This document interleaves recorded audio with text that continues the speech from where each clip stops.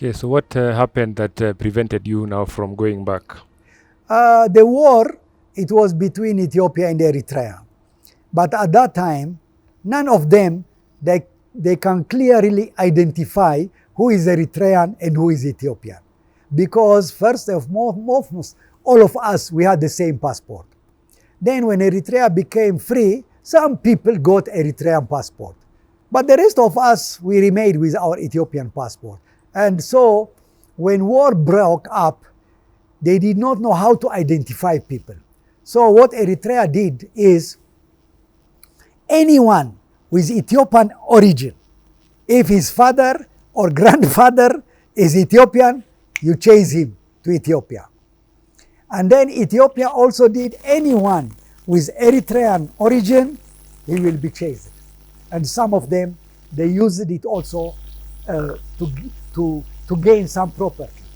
You know, if there is an Eritrean who has a big house, they can find his lineage and they say his grandfather is from Eritrea, and then the Red Cross would come at night, pick him and take him to Asab and then go to Eritrea. So thousands of people were moved at that time. And we were in Kenya, so the church in Ethiopia, they told us, if your passport has anything to deal with Eritrea, check with the Ethiopian embassy before you come. Because anyone can say he's Eritrean. And so families were separated. The father was taken or the mother was taken. So that's what happened at that time. So we were in Kenya to wait to see what this, and people will run to Kenya. We find them, some of our friends, those who do not, some of them, they were born in Ethiopia, they don't know even the language, and they will be taken. So some of them, they run away through Sudan and they come to Kenya. Some of them, they run away, they come to Kenya. So we had to stay in Kenya until the situation. Was that a confusing situation because you could not go back and the school was over? Very confusing. It became even very complicated because the Ethiopian embassy said, I will not renew your passport. And all the family passport is dependent on my passport. So once they cancel mine, all of them, they don't have a valid pass. Then the school, they said, now you have finished it, you must vacate for other new students to come. The immigration also cannot renew my KPP. Then one person told me, you know, your situation is so complicated, you better apply to the UNHCR. He was a Christian friend. He told me, do you know, God is not going to go and apply for you. You are the one who need to go and apply, because that is the thing because the Ethiopian government can take that passport and I remain with just a letter. We are examining his situation. That can be forever. So he told me, you better apply, and I applied, but UNHCR, they just give appointment, and finally they rejected me. Okay, and then the leaders on UNHCR were changed, all of them, because of corruption. New leaders have come. I applied again. They told me, you should have applied 15 days after the rejection. Then I told them, how can I apply when I know everything is going wrong? So why do you apply now? I told him, I have heard that new administration has come and I'm hoping that you will see it. They saw it a little bit. They went far to find letters from Dr. Ngewa. I told him, I'm staying in a Kenyan house for free. And so he told me, bring a letter from that person. I brought that letter. Bring a letter from the school that you have studied here. I brought that letter. But then the lawyer was changed. And I was given, immediately go to, I don't know, the camp. Your case will be seen there. That is rejection also. So all these rejections, they were very complicated. And but God enabled us to pass through them. How are you feeling at that time, knowing you have a whole family here to take care of? What was the situation for you personally? We were, with my wife, we were trying to do what we can. You know, we were not just paralyzed like that, but when Negest gave us 1 week to vacate, and when we vacate, we know we have only boxes of books. No bed, no chair, no table, nothing, because it was all furnished house. So it was very difficult, but together we said, why don't we look for a house at least? Then we can tell whoever, we don't know who, we have found a house, but this is the cost, we can say. Because we said somebody will not look for a house for us and also the rent for us. So let us go and find a house. And we went around finding houses to ask, is there a house for rent here? And we went to Karen Bible School, which is in front of Negus. So my wife said, let us ask here. I told, this is another school that they chase the students. No, let us ask him. So we asked the guard at the gate, is there a house to rent here? You know, even the question was foolish, but they asked the watchman, the guard told us, yes, there is a house here. We could not believe our ears. He took us to the principal. I did not want to tell the principal, the guard has told me there is a house here, because he might scold him. Why did you tell them, you see? So I went to the principal and told him, is there a house to rent here? Oh yes, there is a house, he said. Wow. He went, he brought the keys, and he showed us a furnished house with everything, kitchen, table, everything. And then he took us and he told us, we asked him how much is it? 35,000. But I think he looked at my face, he said, is that too much? He asked me. I told him, no, for such a big house. And now I realize in Karen, 35,000 is not much. But we don't have money, I told him. You know, that guy, he said, but this house is going to be closed up to January. So you come. If you get the money, you will give me. If you don't get the money, you tell me and you go, he told me. That was a great miracle. And we moved from Negus to Karen. So we were not like paralyzed, but these miracles, they were moving us. Then there was this 35,000 at night, you know. You started to dream now. The month is coming and 35,000. I was teaching in some places, but it is not 35,000. You know, when you are teaching without work permit, you just get what they give you. And some people, I am really sorry for them. They know I am next graduate, but they give you 5,000 only. But 5,000 is better than nothing. And also when people ask me, where are you? I am teaching. I can tell like that. That one, it is more than 10,000, you see. So, but the 35,000, it was giving me a bit headache of what to do. But God did another miracle. Somebody came for treatment from Ethiopia, for eye treatment in Kikuyu.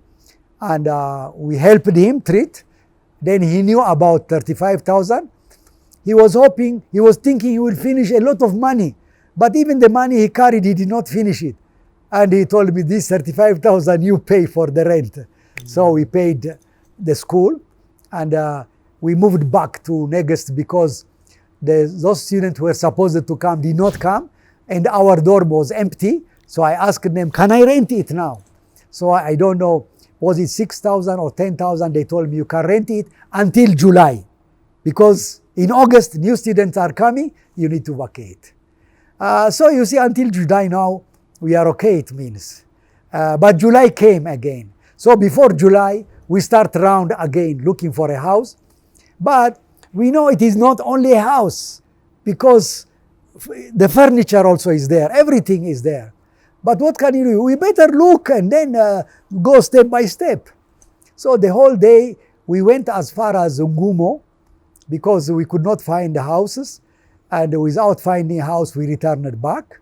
I was at the Karen Matatu stop. And Dr. Ingewa was going to Negus. And usually the lecturers, they look at there if they see someone. So he saw me, he gave me a ride. And while we were going, he told me, I'm going to America to visit my family. Then I told him, oh, if you are still around, we'll come and visit you. Say hello, I told him. Then he said, where are you going? He said, me, I am here only up to July. I need to vacate. He did not know any story. So he said, but you know, I am praying that while I'm in America, I need someone to look after my house. Can you stay in my house for 3 months? He said. 3 months. It is like 3 years, you know. Then in the evening, when I told Hitesh, even she could not believe me, we went to his house. Then he told us, let me talk with my wife. She's in the US. He talked with her. She was also a good teacher. Then they told us, you can move. Another big house, furnished, everything.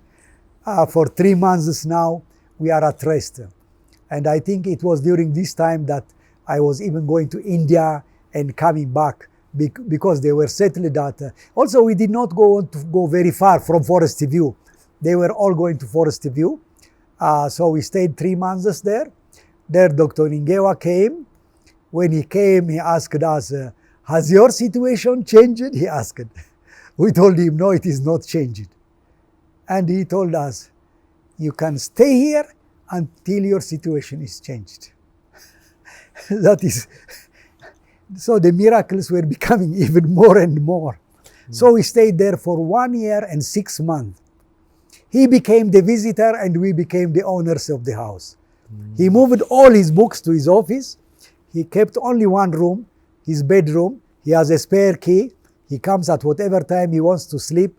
So we stayed like that for 1.5 years. We would have lunch once a week together with him. We were like a family, but we were afraid. How is this thing going to end? You know, something good things, they don't end good. So we were praying how it's going to end. And our sponsors, they heard. I don't know what they heard, but they decided to support us again. So they told us, give us the budget for the furniture and for the rent and for your living expense.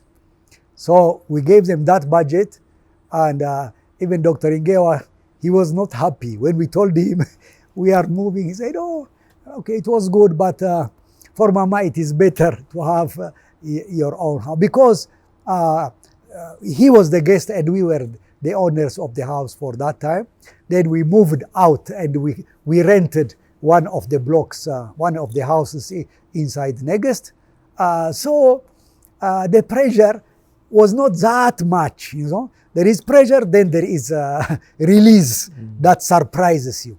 Even now, it surprises us because with that pressure, I think nobody can continue to be alive because it's very difficult. Those people who know you, they pull back because they are, even our sponsors, I try to investigate. You know, they said they stopped supporting us, but then they said, if he wants to continue study, we will support him, they said. For me, it was confusion. One wants to minister, they don't support him. One wants to study, they want to support him. What is this thing, I said. But later on, I realized, you know, when they sponsor me for study, they know it is for 3 years. But when they sponsor me for ministry, they don't know how long they are sponsoring me. So they are going to break their word afterwards. So I was even willing to go to study because I had no choice. I did not want to continue because it has taken me away from the ministry. So I wanted to go back and minister before going to study. And also the same thing happened to me like when I was in university. I did not know what to study. You know, when you wanted to do PhD, you need to know what you want to study. But I was doing MDiv, and MDiv is so broad, so you don't know where you want to go. So I did not want to continue, but when they gave me the offer, I said, okay, let me try. And I started to apply and doing the forms and everything. But God said, next they changed their entrance. They said it is 3.5, and mine maybe it was 3.4 or something. So they told me, rejected, we don't accept you. I was happy. I did not tell anyone, but I was happy because I did not say no. And it is the school who is saying no. And then I continued teaching in different places. And So it happened the same, and I did not continue, but I moved to teach.